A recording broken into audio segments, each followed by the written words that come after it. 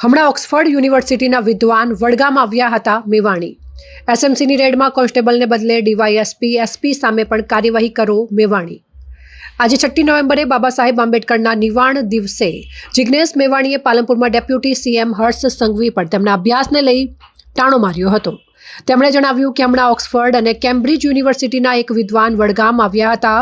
તેઓ એટલા તજજ્ઞ છે કે 8મા ધોરણ બાદ જ તેમને પોલિટિકલ સાયન્સની પદવી પ્રાપ્ત થઈ ગઈ છે. તેઓ એટલા મોટા સ્કોલર છે.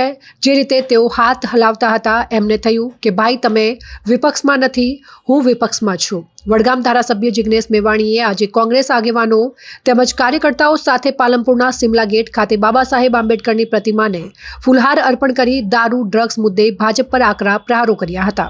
ત્યારબાદ રેલી સ્વરૂપે કલેક્ટર કચેરીએ પહોંચી સ્ટેટ મોનિટરિંગ સેલની રેડમાં દારૂ પકડાય તો માત્ર કોન્સ્ટેબલ હેડ કોન્સ્ટેબલને સસ્પેન્ડ કરવાનો બદલે જેની ખરી જવાબદારી બને છે તેવા ઉચ્ચ પોલીસ અધિકારીઓ સામે પણ કાર્યવાહી થાય તેવી માંગ કરી હતી. સાંભળો શું કહ્યું જિગ્નેશ મેવાણીએ.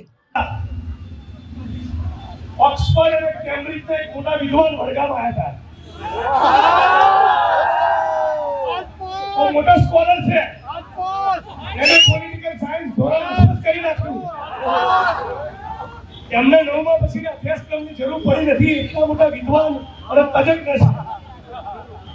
જે પ્રમાણે હાથ આમ કરતા હતા મને થયું કે ભાઈ તમે વિરોધ પક્ષમાં નથી, હું વિપક્ષમાં છું. પણ એક વાત ચોક્કસ કહું, અને આ વાત અને વિચાર જન સુધી પહોંચાડજો. જે કુટનખાના, જુગાર નાટક, દારૂ નાટક અને ડ્રગ્સના કારોબારમાંથી કમાય એ ભારત ભૂમિ અને ગુજરાતની ધરતીનો ગદ્દાર કહેવાય, ગદ્દાર.